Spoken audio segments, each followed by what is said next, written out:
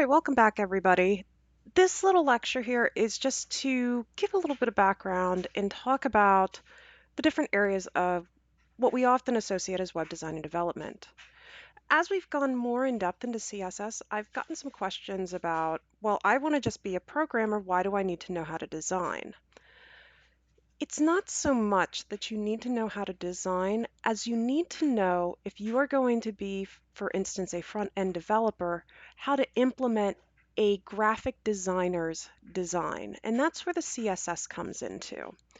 And to share a little bit of my experiences, first off, normally, yes, we start with HTML. And as I'm sure many of you experience, this is kind of, the almost the kind of nice start out here, but then halfway through the course, we added in cascading style sheets. And that's where things started to get a little real as far as the overall, design elements here. Now, people are doing a lot of cool things as far as design with CSS, which I'll get to momentarily. So the big question though for a lot of folks is, if I am a developer, do I need to know how to design? You don't need to know how to design regarding making pretty websites, but you may have someone in a team or a team environment, such as a graphic designer, who doesn't know HTML and CSS, and they're going to bring their designs to you, and then you're going to implement them using CSS. So that brings up the next question then. Well, do I need to even know CSS then? For most jobs in this day and age, if you decide to continue working in web development, there's actually three core languages that most people expect you to know. You're getting two of them now, which are kind of your display languages, HTML and CSS. However, at least in my experience, what I'm also seeing now is a lot of companies expect you to also know the scripting language, which is JavaScript. Now at CCAC, we teach the version that a lot of people refer to as vanilla. This is straight default JavaScript. I want to emphasize though, when you are a front-end developer, you normally aren't scripting from scratch using vanilla. What we actually dive into are libraries. So if you've ever been looking on the web or looking at things as far as the class is concerned, you may see people talking about things like Node, JS, Angular, even jQuery. All three of these integrate JavaScript, but they're called JavaScript libraries. This is something to consider if you want to become a front-end developer. Yes, HTML and CSS will take you very far, but without the JavaScript side of things, you're not going to really be able to get your foot in the door as far as these go. So that brings me to, what are the differences then? Normally, in my experience, you have two sides. You have a web designer, and then you have what is called, the developer or front-end developer. And normally they're two different people. Designers focus more on, color theory, layout, and they can even focus on the usability of the site. Though sometimes you can actually have an instructional designer or ID working on that. Developer, on the other hand, yes, you are more code-based. You would actually be structuring the website. Also, too, developers, you're working in multiple languages.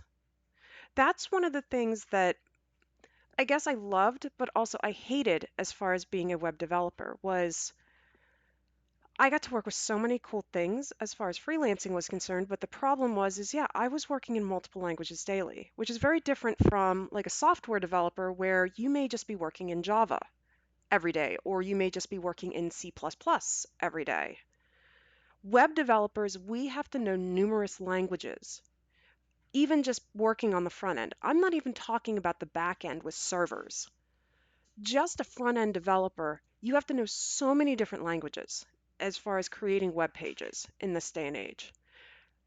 That often means, and this is often why you may see if you're looking at jobs, where people will talk about web developer or web designer.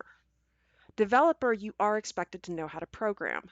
Designers, they're normally more associated with the actual creation of the website and the layout.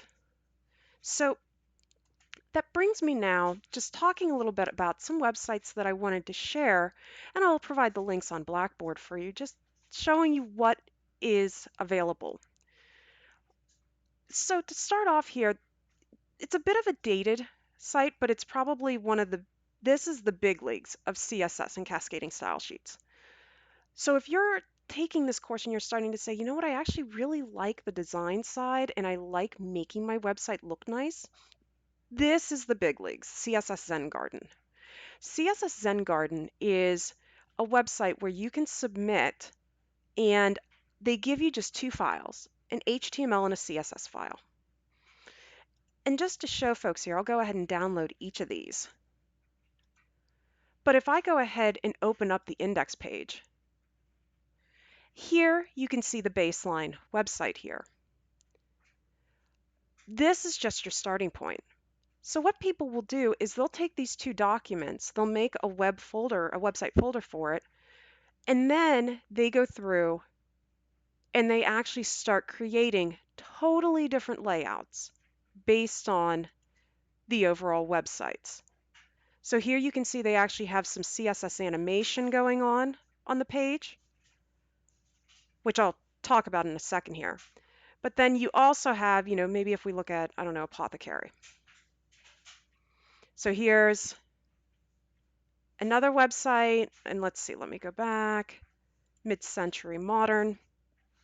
Here's another demo of, again, that same exact HTML and CSS document showing how you can change the overall layout. And there's some other ones here like a robot named Jimmy. Again, this one's showing some CSS animation. Again, this is way more focused on the animation and the design side of web design and development. You may not be required to do this. However, it's helpful to at least have an idea of how to integrate these or at least be familiar with the CSS. I also wanted to show you a website here that is CodePen. CodePen is a sandbox-based web development environment where we can actually show and share small projects or what they're calling pens that people work with. And right now in web design, one big thing that's kind of taken off is the idea of doing artwork with only cascading style sheets. And a couple of these, definitely very cool here. I'll go ahead and do middle mouse clicks. It shows you the HTML and the CSS here at the top, but this was all done with cascading style sheets. So this is the Tron skyline. Somebody decided that strictly through scripting, they decided they were going to design a skyline, which is pretty impressive. And here's another, looks like kind of cute one here. So, oh, it's even animated. So you got a little sleeping kitty. And here, hopefully by now you're recognizing, look, I mean, all they're using are divs and spans, and they're making different classes in the CSS. And that's it. And that's how they're creating these layouts. So, and the nice thing about this too is if you decide to go this route, one of the nifty things is you can actually have animation like this, and we don't have to worry about what web browser or what platform a user is accessing the information from. It's going to run. This was always a huge hurdle when it came to animation on the web because we would be tied down to, well, what browser are they using? Are they going to be on their phone? Are they going to be on an iPad, a Kindle, etc.? Not so much anymore. So these are kind of the big things that people can do regarding the design side. However, yes, you're getting into things like color theory. You're getting into things like what typefaces should I choose that look well together? Images, do I need a background image? What do I want to add any form of effects to the image? All of those decisions are normally made by a web designer. In the end, though, one of the big reasons I just wanted to do this more of a lecture type talk with all of you is because I will warn you to be careful whenever, if you decide to be a freelance worker, which means you're not actually tied to a company and you're just picking and working on projects. One of the big things is oftentimes people will assume that, oh, if you're a web developer, you also know web design. I often ran into that when I used to freelance, and you have kind of two approaches to this.